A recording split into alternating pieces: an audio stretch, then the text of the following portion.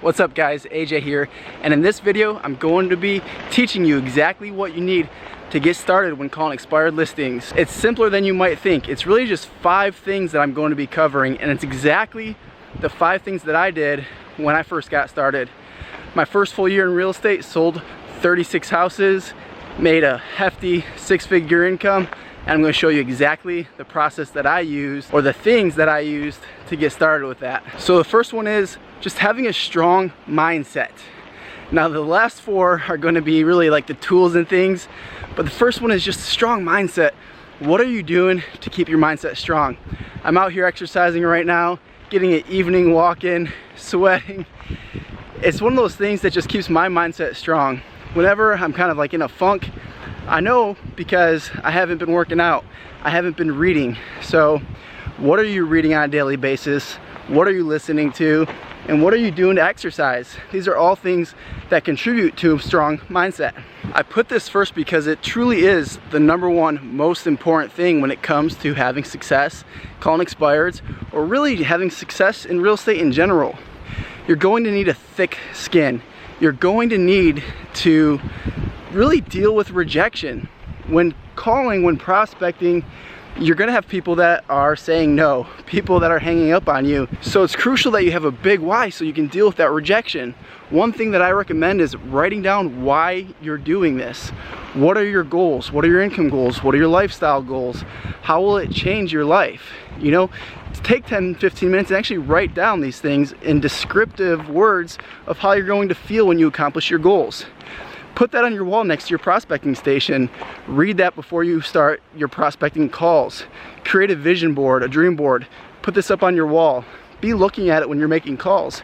Because when you can connect the dots, when you can connect the calls that you're making to the goals that you want to achieve, this is when you start to develop that thick skin. This is when every no just gets you closer to a yes, and that's the mindset that you have. You have this winning strong mindset, and nothing can stop you. So the first thing is just having a strong mindset. All right, so now let's get into the tactical stuff. So the second thing that you're going to need are scripts. You need to know what to say when calling these prospects, right? A great script has a few important elements. It's going to help you get from point A to point B. Point A being the start of the conversation, point B being setting the appointment. It needs to have powerful language, and language that is natural, like natural conversation that you would have with your friend. So you need to have a great script, and luckily for you, in the description I have a waiting list for a mini training on expired listings that I'm putting together, and I'm going to give you all of my scripts for free. So go ahead and put your name and email in that waiting list, and I'll get that to you as soon as it comes out in the next couple weeks. So you need some good scripts. Once you have some great scripts, you need to practice them, you need to internalize them, you need to role play them with other people, and once you do this, they become like your own words. It's funny, I say everyone has a script, just not everyone's script is effective. We all use scripts in different areas of our life, different language that we use. Like if I say, how are you today? You say, I'm doing good, how are you? Or whatever you might respond. That's a script. So we have scripts when we're calling real estate prospects, even if we don't know that we do. And if you don't know you're using a script right now, it's because you're not using a good script. You're using your own, and it's not effective. Scripts are written in a way to help you accomplish your goals, which is setting the appointment. All right, so now I'm walking down to this really cool beach by my house, so hopefully the waves aren't too loud when I get down there. So the third thing you're going to need is a data provider. Now, a data provider is something like RedX. Now, RedX is a great system. I actually have a link in the description for you to save $149 from the startup fee. So if you're interested, click that link and get that savings. So I like RedX for a couple of reasons. A, the data is great, and B, it's pretty cheap, relatively speaking.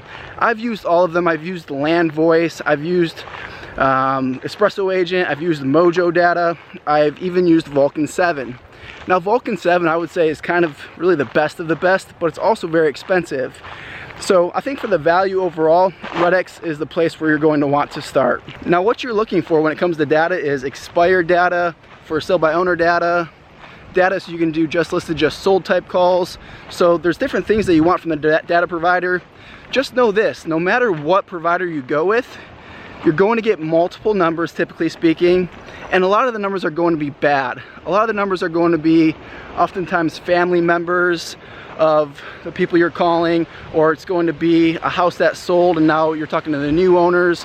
So just remember that that's part of the process. Don't think that you're getting bad data. It's just that you need to sort through a lot of numbers to get the right person that you're trying to talk to, the seller of the house. And this brings me to the number 4 thing you're going to need, which is a dialer. Now the reason you need a dialer is because you got to sort through a lot of numbers. You just got to go through a lot of numbers to get to the right ones. So if you're hand dialing, you're going to be calling maybe 20 to 30 numbers per hour. With a dialer, you can call well over 100. Now talk about efficiency. We've all heard work hard versus work smart versus work hard. Well, how about you work hard and work smart, but don't just work hard when it comes to this. You gotta be working smart, you gotta be efficient. So a dialer is highly recommended. I've used Mojo too. I love Mojo Sales Dialer. It's a great dialer. If you're gonna be using Red-X though, I would just get the dialer. It's called Storm. It comes with the data. You can get it all from one company, so that's a great solution. But if you're using Mojo, or if you like Mojo, stick with that. Both great solutions. And Vulcan 7 also has a dialer. It's a single line dialer, and I always prefer personally just going with a 3-line dialer because you can call more people. All right, now it's getting pretty steep here, so let me make sure I don't fall. So the other cool thing about a dialer is you can leave pre-recorded voicemails. Now the cool thing about this is rather than having to leave the voicemail every single time, not only wasting that time but also using that energy, when the voicemail picks up you can automatically drop a message. And I do recommend dropping a message because you don't want to be a secret agent. So every time you call, they hear your voicemail, they know, even if it's the, say, 10th, 20th time that you've been calling, you've been following up over weeks, months, or in some cases even years. And they're gonna remember that, and they're gonna know you're the one that worked so hard to get their business. And it takes no extra effort when you have a dialer. Isn't this just beautiful out here, guys? The sounds, the waves. I wish you could smell the fresh salt air. This comes back to number 1, mindset. This, just being out here, being by the beach, for me just motivates me and keeps me in a good positive mood, strong mindset. So I try to get out here at least once a day. Don't always make it if my day is super hectic with business and coaching calls and helping agents and all that kind of stuff. But when I can, I definitely like to get out here. All right, so let's head back up this extremely steep hill. It's all about getting that heart rate up, guys. All right, so the 5th one is having a strong lead follow-up process. Now, if you haven't heard this, now you heard. Fortune is in the follow-up. Guys, this could not be more true. So you need to have a plan of what you're going to do once you generate what I call a nurture. A nurture is somebody who's open to interviewing you as their agent in the future. Someone that has not listed their house again, and someone who does not have an agent they would use. Now let me just catch my breath. So I like to have a multi-pronged approach when it comes to lead follow-up. It consists of phone calls, emails, text messages, video messages, and cards, like handwritten thank you notes, things like that. I'll tell you, for the longest time, all I did was just call. And I had massive results. But as soon as I started mixing in video messages and cards that I was sending out with my picture on it, different cool things, I might do a video on this too, my results just took off, guys. All right, I had to get up that hill because I could not breathe while talking into the camera at the same time. The reason why a multi-prong approach is so important with lead follow-up is because most agents are just doing phone calls. So when you reach out for follow-up, you want that prospect to remember who you are. If they can put your face to a name, even better. That's why we use cards. That's why we use video messages. Sometimes you'll be following up with people for honestly years before they list with you. Some are right off the bat, but some take a while. So don't go overwhelmed, because everything that I'm talking about in this video is gonna have its own video in the 10-part series that I'm doing here on YouTube. And also in the mini training for expired prospecting that I'm giving away for free, we'll go into even more depth. Just one basic thing for follow-up that you can implement today and have great results is if somebody tells you to call them back, say in a month, call them back in 2 weeks. Whatever the time frame is, oh, almost fell there. Whatever the time is, cut that in half.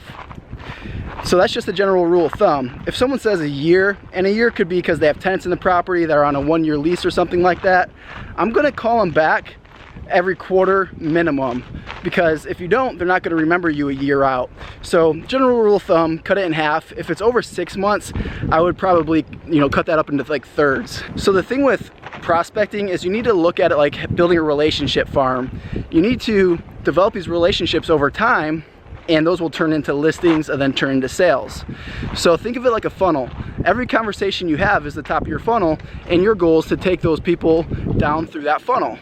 And then at the bottom of a funnel, if you can picture it, you know, like a funnel that you'd put oil in your car with, you have these closings dripping out the bottom. That's the general idea when it comes to prospecting.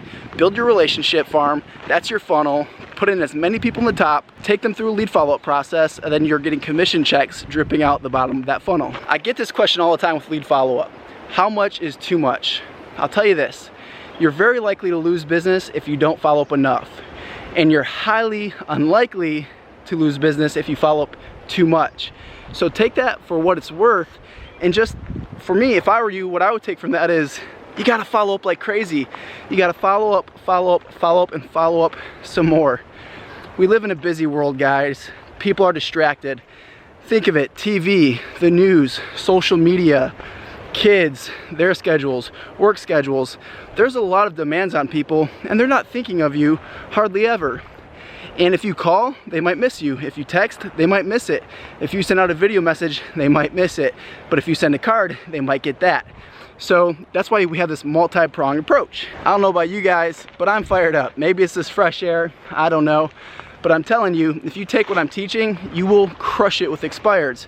So if you're getting value from this series, hit the subscribe button, give me a thumbs up, and let me know what questions you have in the comments, guys.